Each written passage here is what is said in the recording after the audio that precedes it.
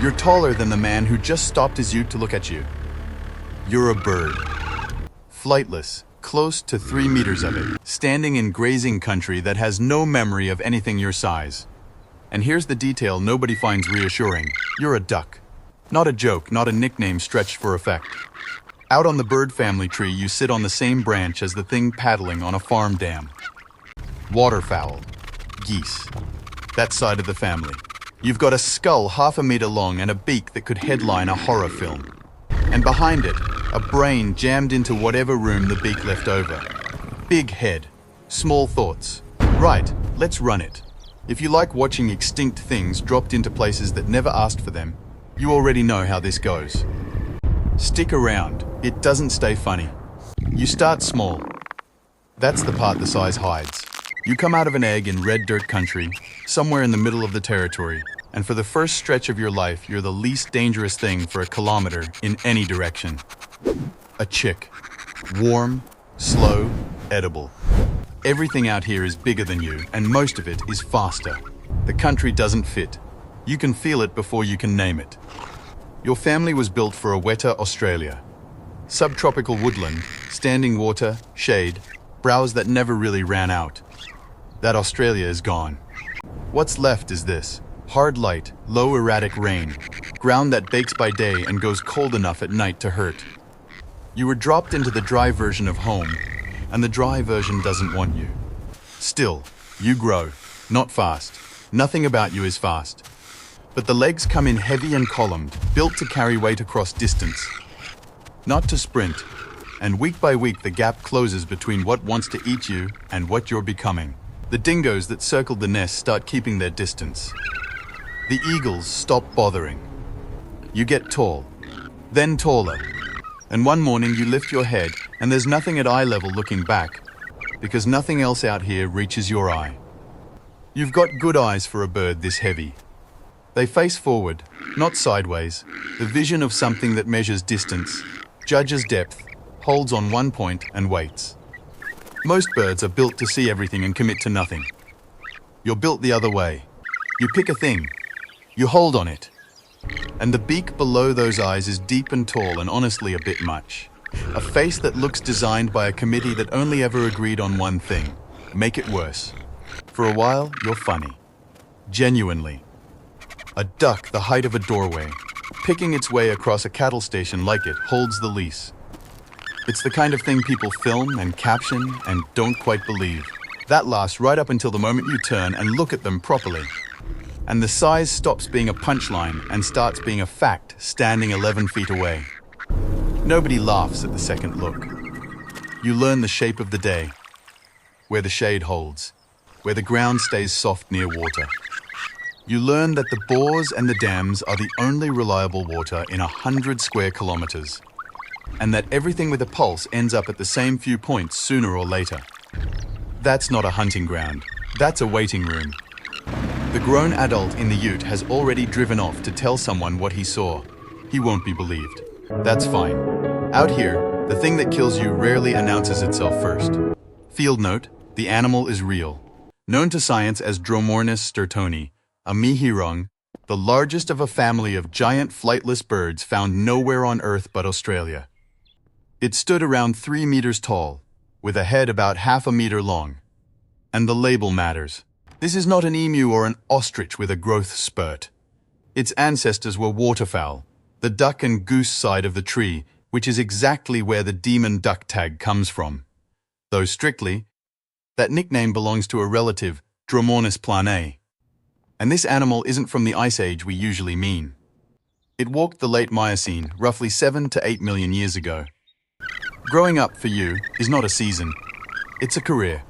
You eat what the country gives, and the country gives grudgingly. Saltbush, spinifex, the tough low browse off acacia and mulga, leaves and pods built to survive being chewed, which means built to be miserable to chew. You swallow stones on purpose. They sit in your gut and grind the food your beak can't, a mill you carry with you. It's slow work. It's all slow work. You are a large, patient machine for turning bad plants into more of yourself. And there is no fast version of that job. You get good at it the only way you can, by not stopping.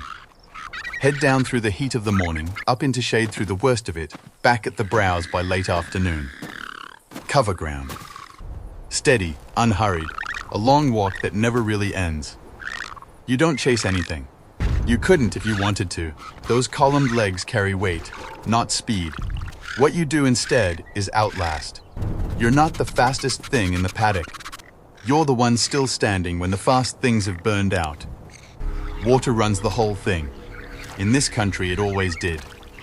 You learn the bores, the dams, the last few holes that don't quit in a dry spell, and you learn who else uses them. Feral camels, taller than you and thirstier, stripping the same browse. Feral pigs churning the mud at the edges.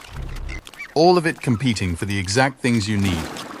None of it here when your family evolved. You're not the apex of this system. You're another mouth at a shrinking trough, and the trough belongs to animals that arrived yesterday. And when something's already dead at the water's edge, a roux that didn't make it through the dry, eggs in a nest you happen across, you're not above it. Nobody's entirely sure what you were. Neither, most days, are you. You eat what keeps you upright, and you are so slow to finish. It takes you the better part of a decade, more than 10 years, just to reach full size. 10 years of being not quite big enough.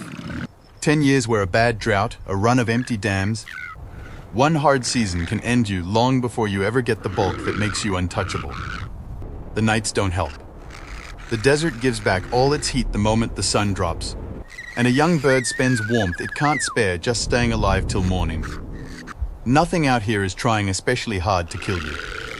It doesn't have to. The country does most of it for free, which, out here, barely rates. Then there's the new furniture. A fence line runs dead straight across country that never had a straight line in it, and you follow it because you don't know what else to do with it. A road cuts the horizon. At night it hums, and then a road train comes through it doing 160 tons of light and noise. And you stand at the edge of it, not understanding a single thing about what you're looking at. And the road takes a different kind of toll. Not a fight, a fact. A bird your family's size, slow to react, wandering a fence line at 3 in the morning into the path of something moving 100 kilometers an hour. There's no threat display for a road train. There's no looming big enough. The outback your ancestors knew could be starved through, waited out, walked around. This one has edges that move faster than you can think, and it does its killing without ever knowing you were there. A dingo pack tests you once, drifts in at dusk to see what you'll do. You turn, face them, make yourself as large as a thing your size can make itself. They read it. They leave. That should have gone worse for you. It didn't, but they'll be back, not for you. For whatever you leave on a nest. Field note. What did it actually eat? We don't agree. Most of the field now leans herbivore. A browser working through leaves, tough pods, hard fruit. But the big-headed forms like this one have been argued the other way, as omnivores or scavengers, off the shape of that enormous beak. The gizzard stones don't settle it. Crocodiles carry them too, and nobody's calling a crocodile a vegetarian. Only one member of this family, a later cousin, has been chemically confirmed as a plant eater, and that result doesn't transfer to this animal. On diet, honestly, the record stops here. You make it. That's the thing worth saying out loud. Most don't, but you do. Years of walking, years of bad water and worse nights, and you come out the far side full grown. 3 meters of bird, and now there's a nest. Not much will take on an adult your size head on, and nothing out here does it twice. But the nest is the soft spot in the whole design, and everything with a nose knows it. They come at night. The pack. 4 of them, maybe 5. Dingoes work the edges, patient, splitting your attention. And there's only so much attention to split when the thing you're guarding can't move itself. You turn to face one, another slides wide. You track it. The first drifts back. This is the fight your body was built for, and the one it's worst at. You're made to hold a line, not to be in 2 places. So you do the only thing that ever worked. You make yourself enormous. You turn side on and you loom, all of you, every centimeter. And you bring that half-metre skull down to their level, so they can see exactly what closing the distance might cost. It's a threat you can't necessarily cash. Doesn't matter. They can't know that. The maths they're running is simple. Is one egg worth what that beak might do? And tonight, for most of them, the answer comes back no. Most of them. One is younger, or hungrier, or just wrong about the odds. It commits. You pivot, and the bulk that makes you slow is the same bulk that makes you a wall, and the two of you meet once, hard in the dark. It doesn't go again. It pulls back into the scrub carrying the lesson, and you're left standing over the nest, heaving, the night gone quiet around you. By first light, there's a different problem. A grazier who found tracks the size of dinner plates around his dam and doesn't love the look of them, standing at a fence with a rifle and no frame of reference for what he's aiming at. Out here, the most dangerous animal that ever shared this ground with you is the one that showed up last, and it doesn't need a beak. It votes with a firearm and a set of keys and a straight line of wire. That's the predator your bulk was never built to answer. You won the night. Hold that thought for exactly as long as it's useful. Because the pack didn't need all the eggs. It needed one. And across 100 nights and 100 nests, they'll get one and one and one. And you take more than a decade to make a replacement that then takes more than a decade of its own before it can guard anything at all. That's the number that ends you, not the fight. The arithmetic underneath it. You can win every night out here and still be losing, slowly, in a currency you can't print fast enough. That should have been survivable. It wasn't. Here's how it actually went, without the sim. This animal didn't wait around for humans. It was already gone by the time anything like us walked into Australia. Vanished in the late Miocene, roughly 7 million years ago, as the continent dried out and the wet woodland it needed thinned into open country and then into this. The wetter home left first. The bird followed it out. Its family held on longer. One last branch of the mihirungs made it to somewhere around 40 to 45,000 years ago, late enough to meet the first people to reach this continent. And that branch ran out of road the same way. Slow to grow, slow to breed, fine for a stable world, fatal in a changing one, with something new turning up to collect the eggs. The demon duck didn't lose a fight. It lost the maths. Same as the sim. Same as always. That's the sim. I'll see you in the next one. Drop the next creature in the comments. The one you want dropped somewhere it doesn't belong. Top reply gets run next week.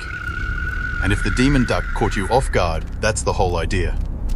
Out here, the thing that gets you is almost never the thing you were laughing at a minute ago.